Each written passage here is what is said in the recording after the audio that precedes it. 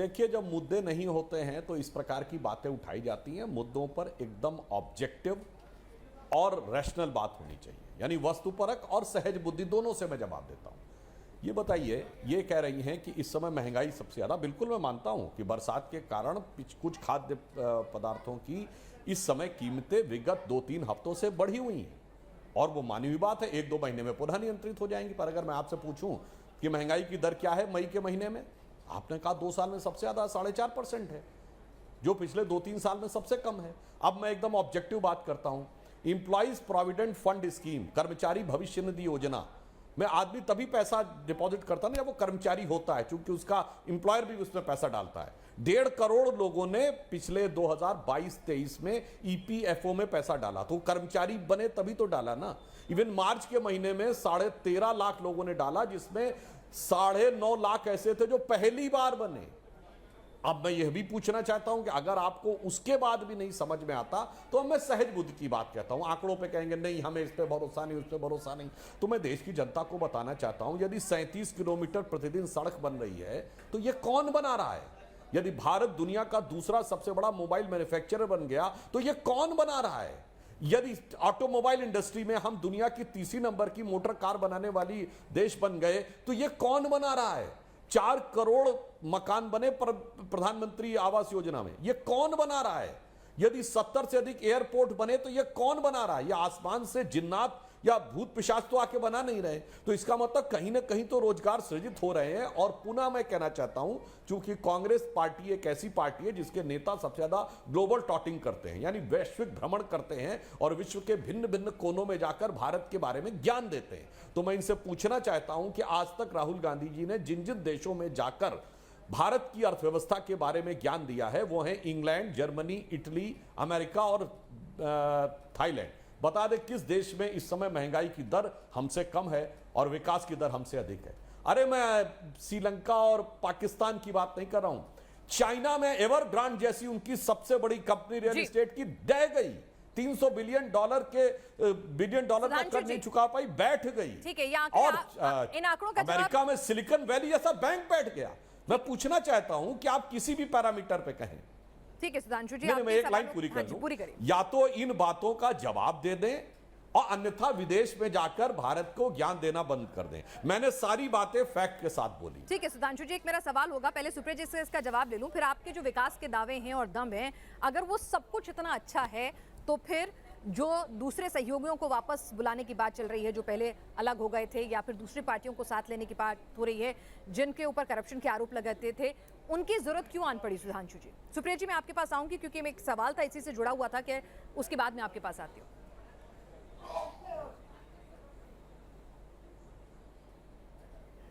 देखिए, जो भी हमें छोड़ के गए दल, उन्हें यह एहसास होगा कि उनका जो मान सम्मान स्वाभिमान एनडीए में था भारतीय जनता पार्टी के साथ, उन्हें कहीं नहीं मिला। मैं विनम्रता से कहता हूं, जो हमारे नेता भी पार्टी छोड़ के गए वो लौट के आते हैं और क्या बोलते हैं। स्वर्गीय कल्याण सिंह जी जब भाजपा छोड़ के गए थे और लौट के वापस आए, मैं उस प्रेस कॉन्फ्रेंस में था दिल्ली में, उन्होंने एक पंक्ति बोली थी कि मेरो मन अनत कहां सुख पावे, जैसे उड़ी जहाज को पंछी फिर जहाज पर आवे।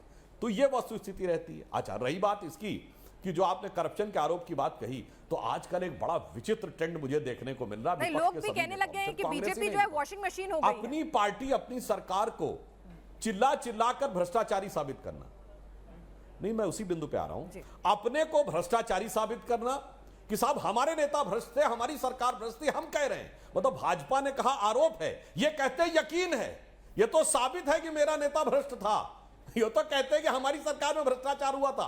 फिर अगले चरण पे आप कहते हैं हमारे नेता कितने कमजोर हैं, नैतिक दृष्टि से कमजोर हैं कि वो डर के दूसरी तरफ चले जाते हैं, पार्टी छोड़ देते हैं। मुझे लगता है ऐसा विचित्र उदाहरण देने वाली शायद विपक्षी दलों ने जो उदाहरण दिया भारत के इतिहास में नहीं होगा, कि अपनी पार्टी अपनी सरकार अपने नेताओं को पहले भ्रष्ट साबित करो, फिर कहो कि वो नैतिक दृष्टि से इतने कमजोर हैं कि वो डर के चले जाते हैं। अरे मैं आपसे कहना चाहता हूं, हम सबसे लंबे समय विपक्ष में रहे, कितने नेताओं ने हमारे यहां पार्टी छोड़ दी? तमाम झूठे केस, हिंदू आतंकवाद की लड़ाई किसने पार्टी छोड़ दी? आपने तमाम गुजरात में लोगों को झूठे केस में फंसाया, किसने पार्टी छोड़ दी? और तो और जब आपातकाल लगा था, न्यायालय में जाने का ठीक है। भी आधार समाप्त हो गया था, कितनों ने पार्टी छोड़ है, दी? सुप्रिया जी। इसलिए मैं कह रहा हूं नैतिक बल होना और अपनी गलती के कारण, और ये सारी वो पार्टियां हैं जो 2014 से पहले नहीं, एक दल का नाम आप बता दीजिए जिसका 2014 ठीक से है, पहले सुप्रिया जी उनके से जवाब ले नेताओं ने लेते हैं। सुप्रिया जी, भ्रष्टाचार अगर के लिए घर में कचहरी और और विपक्ष एजेंसी की के एकता में चक्कर फूट ना पड़ पाटो, रही मैं है अपना तो ये स्टेटमेंट वापस कमजोरी आपकी है, इनकी कोई गलती नहीं।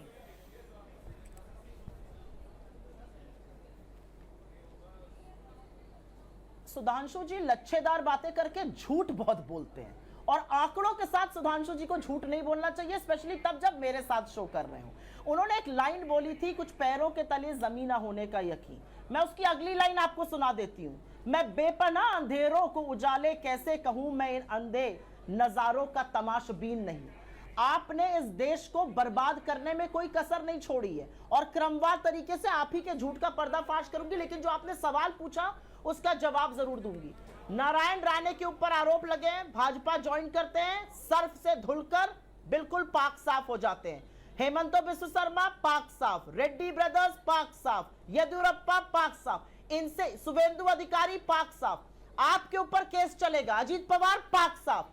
जिनको 24 घंटे पहले मोदी जी पानी पी पी कर कोसते हैं, एनसीपी को नेचुरली करप्ट पार्टी बनाते हैं, उनके लोगों से मिलकर आलिंगन करके करबद्ध तरीके से खड़े होकर सरकार बना लेते हैं। ये आपका दोहरा मापदंड, आपका पाखंड और आपका ढोंग दिखाता है, और ये दुनिया देख रही है कि आपके गोते में लगा लो गोता भाजपा में, तो सर से दाग धब्बे सब धुल जाएंगे। पहली चीज। दूसरी चीज, यहां पर कुछ कही गई भ्रष्टाचार के बारे में। आपने तो वो भ्रष्टाचार किया जिसकी विश्व बात कर रहा है।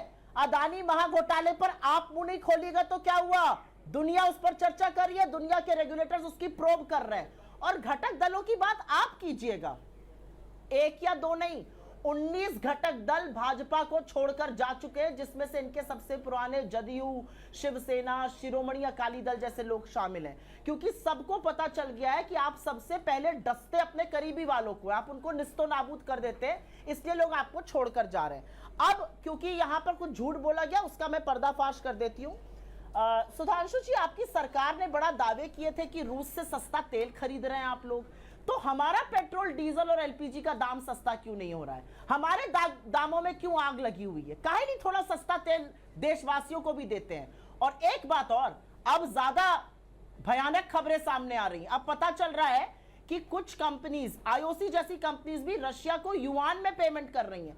आप चीन की इतनी हिमाकत क्यों करते हैं? चीन को 20 जवानों की शहादत का बदला लेना था, आप उससे ट्रेड डेफिसिट $100 बिलियन का कर देते हैं, और रशियन तेल को युआन में चीन की करेंसी में पेमेंट करके उनकी करेंसी को मजबूत कर रहे हैं। ये देश विरोधी काम आप लोग क्यों करते हैं? अब मैं आपको बता देती हूं ईपीएफ के बारे में। सुधांशु जी, इतनी इकोनॉमिक्स तो आप भी जानते हैं, 20 एम्प्लॉय से ज्यादा हुए आपको ईपीएफ में रजिस्टर करना है। अगर आपने इतनी ही नौकरियां बना ली तो आज तक तो 19 करोड़ रोजगार बन जाने चाहिए थे, लेकिन प्रधानमंत्री 75,000 चिट्ठियां बांटते हैं। कहां 19 करोड़, कहां 75,000? जो काम डाकिया करता था प्रधानमंत्री को करना पड़ रहा है, क्योंकि रोजगार नष्ट कर दिया आपने।